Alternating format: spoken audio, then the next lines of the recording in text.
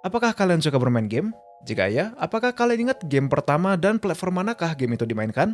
Saya yakin pada era modern ini kita bisa mulai game dari mana saja, mulai dari komputer, konsol, ataupun dari mobile device seperti HP atau tablet.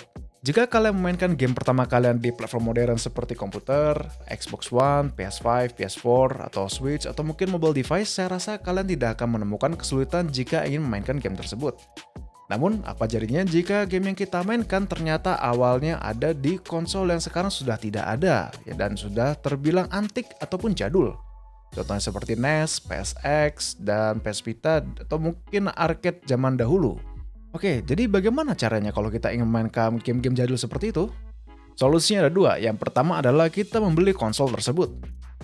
Oke, di sini saya ada PS1 dan PS2. Namun bisa kita ketahui, barang-barang ini sudah tidak ada yang baru. Jadi mungkin untuk membeli konsol seperti itu agak sulit ya. Dan yang kedua adalah menggunakan emulator. Halo, selamat datang di channel Bubut Taktis, dan kali ini saya akan membahas tentang emulator.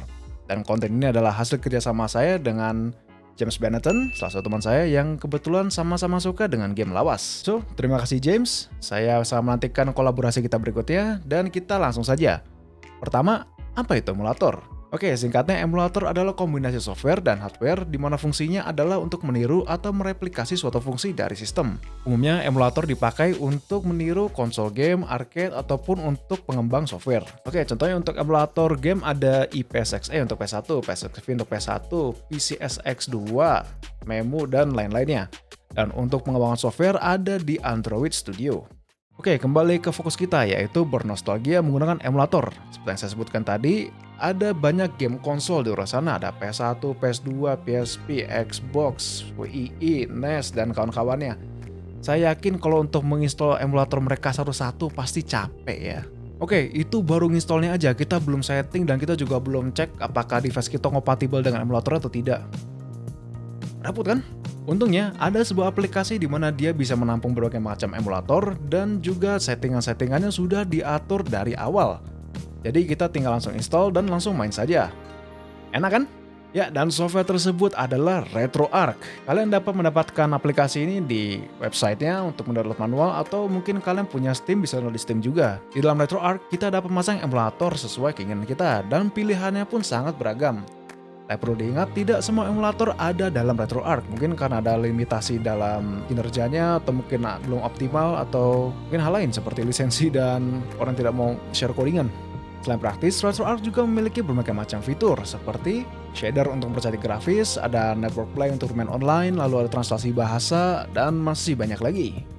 Oke, kita langsung bermain, dan performa app ini terbilang sangat stabil dan lancar jaya. Tidak ada kendala performa baik di PC saya yang cukup gahar maupun di laptop teman saya, James, yang memakai Ryzen 5 dan onboard grafis. Meski begitu, perlu diingat tidak semua game dapat dimainkan dengan sempurna. Mungkin ada beberapa masih memiliki bug, glitch, atau mungkin tidak dapat dimainkan sama sekali.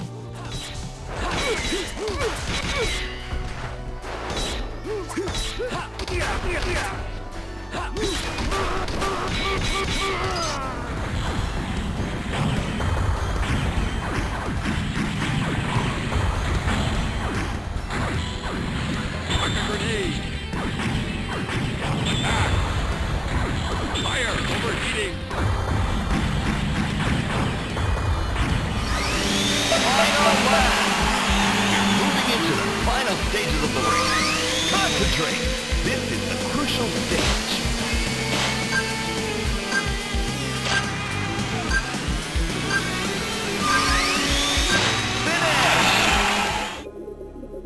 Come on!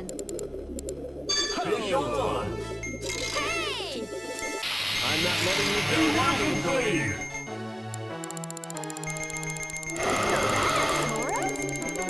Wow! I got an urge to fish now. Tyrone 5.3 tons. Average. Alasan utama kenapa saya membuat video ini adalah saya dan James sangat suka dengan game-game lawas. Kami sudah mencoba berbagai macam emulator dan bisa saya katakan emulator yang sudah ada pada sebelumnya itu cukup repot ya, kan harus kita install lalu kita setting lagi, belum mendapatkan BIOS yang agak sulit dan kendala-kendala lainnya. Lalu James menemukan app ini dan ternyata katanya sangat bagus, lalu dia mengontak saya untuk membuat video ini. Dan benar saja, saya sangat menikmati aplikasi ini. Selain praktis tinggal langsung pakai, ternyata app ini juga memiliki berbagai macam preset untuk controllernya. Sebagai contohnya, app ini sudah bisa mendeteksi DualShock 4 saya. Ini adalah stick PS4 dan sudah ada settingan yang bisa langsung dipakai, jadi tidak perlu setting lagi. Sangat praktis dan saya rasa untuk nostalgia tidak perlu repot-repot lagi seperti dulu. Di sini saya lebih mainkan game PS1. Beberapa game yang saya mainkan adalah Big All Bass 2, Kamen Rider Agito, Vigilante 8, Gundam Battle Assault 2, dan RC Go. Senang rasanya bisa kembali bermain game yang saya mainkan saat saya masih kecil, dan merasakan pengalaman gaming yang benar-benar fun. Tidak seperti game modern yang bikin stres dan ngabisin duit dengan segala bull-nya. Itu baru game ya, saya nggak mau bahas lebih lanjut lagi seperti dev atau mungkin fanbase-nya ya. Oke, kembali ke pertanyaan di awal. Apakah kalian suka bermain game? Apakah kalian ingat game pertama dan platform di mana game itu dimainkan? Jika kalian masih ingat, bisa tulis di kolom komentar dan saya ingin tahu apakah kalian juga bermain game yang sama dengan saya. Alright, sekian dari video ini. Terima kasih telah menonton. Semoga video ini bermanfaat atau mungkin entertaining, menghibur untuk kalian. Like jika kalian suka, jangan sungkan untuk berkomentar dan share video ini ke teman-teman Anda. Beritahu teman-teman Anda bahwa Wibu di sini memiliki konten yang menarik. Saya Raka, sampai jumpa di video berikutnya. Ja, mata nih.